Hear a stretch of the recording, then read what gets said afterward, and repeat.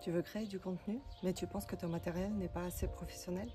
Tu vas attendre d'avoir un nouveau téléphone ou un super trépied? Je te comprends. J'ai commencé comme ça. Et pourtant, j'ai filmé pendant un an avec un iPhone 8. Tu le vois? C'est un bébé iPhone. Et bien sûr, sans micro, sans trépied. Dans cette vidéo, je vais te partager tout ce que j'ai testé, tout ce que j'ai bricolé et ce que je te conseille pour commencer sans te ruiner. Ton smartphone actuel suffit amplement. Tu n'as pas besoin d'investir dans une caméra spéciale pour créer ton contenu. Ce qui compte vraiment, c'est ta voix, ton visage et ton message. Et comme je l'ai dit tout à l'heure, mon iPhone 8 a fait un an de contenu sur mon Instagram et après j'ai basculé sur un iPhone 15. Ce qui compte, c'est de commencer et pas attendre d'avoir le meilleur matériel pour le faire. Quelques bricolages pour tenir ton téléphone. Alors tu peux te filmer à table. Tu mets une pile de livres devant toi, un carton, dessus tu poses un mug, un bocal et tu poses ton téléphone dessus pour avoir un meilleur angle et pas te filmer du bas de ton visage pour avoir ce côté-là, mais de bien filmer à ce niveau-là. Tu peux aussi utiliser un rouleau de ruban adhésif, du scotch, tout simplement. Tu poses ton téléphone dedans, s'il rentre par rapport à la largeur de ton téléphone, il va bien se tenir et tu pourras te filmer également. Ensuite, je pense que tu as déjà vu toutes les techniques. On peut utiliser le scotch de peintre où tu peux accrocher ton téléphone sur un plan de mur, sur ta porte, même au plafond, pour avoir des rendus un peu plus artistiques et avoir des angles de vue et de tournage différents. Et franchement, ce que j'ai utilisé moi, vraiment au tout début, c'était mon bras tendu. Et je le tenais le téléphone, je me voyais avec la caméra de devant, même si elle n'était pas top cette caméra-là de mon iPhone 8, je le faisais quand même parce que j'étais plus à l'aise. Le plus important pour moi, c'était de me lancer et de commencer à faire de contenu sur mes réseaux sociaux et montrer ce que je sais faire et partager mes idées, mes conseils, mes astuces.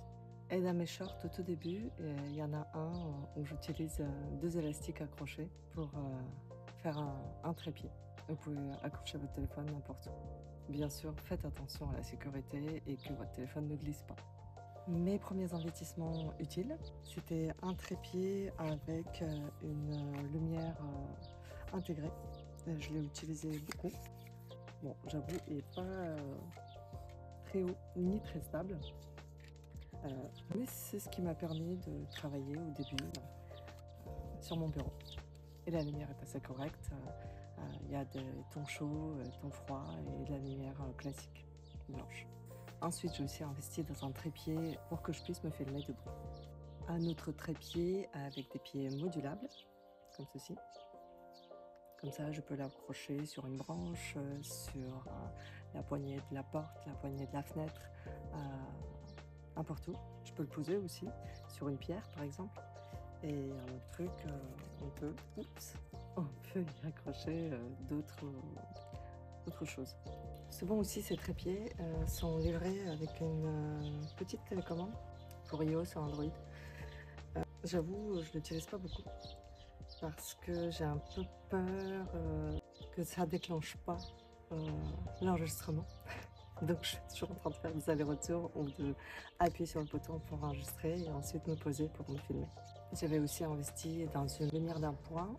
J'ai eu une mauvaise expérience. Au bout d'1 mois d'utilisation, elle s'éteignait jamais. Donc la nuit, je voyais la lumière qui clignotait tout le temps.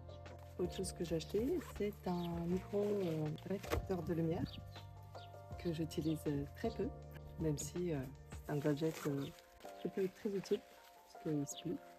J'avais aussi un micro-cravate filaire. Je l'ai testé et bien ça faisait beaucoup de grésillements. Donc j'ai abandonné ce micro. En ce moment, je vous parle avec mon casque qui est branché en Bluetooth. C'est un Bose 700 et très bonne qualité et tout ça pour vous montrer mon micro Bluetooth que j'ai acheté. Je trouve qu'il est en super bonne qualité. Il se branche donc sur le téléphone avec USB-C.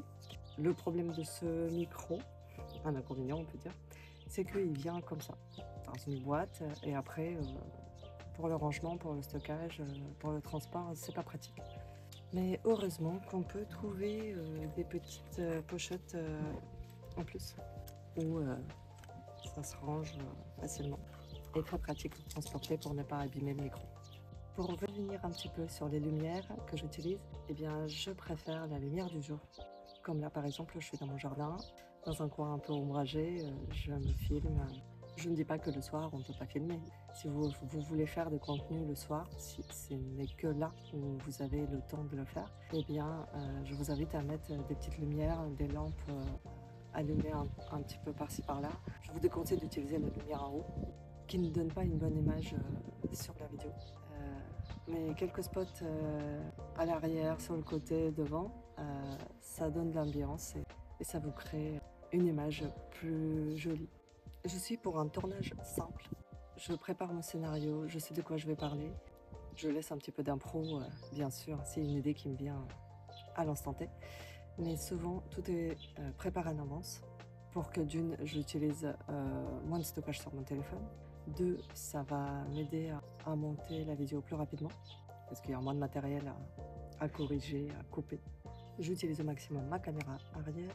Quand je me filme avec la caméra de devant, souvent j'utilise le mode cinématique. J'aime bien cet arrière-flou que je trouve très joli. Le fait de filmer avec la caméra de devant, ça me permet de me voir mieux, voir mon environnement autour de moi et aussi régler l'angle de tournage, de positionner la caméra un petit peu plus haut que mon visage pour que je sois plus à l'aise moi, personnellement. Mes outils au quotidien, ça va être l'application CapCut Pro sur mon téléphone. Cela me permet d'avoir des sous-titres et des effets que j'ajoute par-ci par-là. Autre chose que j'utilise, c'est la version payante de ChatGPT pour mieux structurer mes idées, pour écrire des scénarios, hiérarchiser mes propos. C'est un outil super sympa qui m'aide beaucoup, qui me fait gagner beaucoup de temps. Et donc tout ça pour te dire que tu n'as pas besoin d'un matériel sophistiqué pour te lancer. Donc lance-toi, fais-toi confiance, montre-toi, montre ton univers, partage ce que tu as à partager. Et chaque vidéo, c'est une occasion d'apprendre. Tout le monde avance à sa vitesse. Moi aussi, j'étais à ton point A. Tous les jours, j'apprends de nouvelles techniques. Tous les jours, j'essaie de m'améliorer, améliorer mon image, améliorer mon contenu. C'est ça ce que j'aime bien avec ce métier, création de contenu. On est en perpétuel mouvement, un perpétuel apprentissage. Si tu as envie, partage-moi dans le commentaire quel matériel tu as actuellement, quels sont tes doutes, quelles sont tes interrogations. Est-ce que tu as déjà un blog, chaîne, YouTube? J'ai envie de tout savoir. Et bien sûr, abonne-toi, active la cloche si tu veux avoir plus de conseils pratiques, simples et efficaces.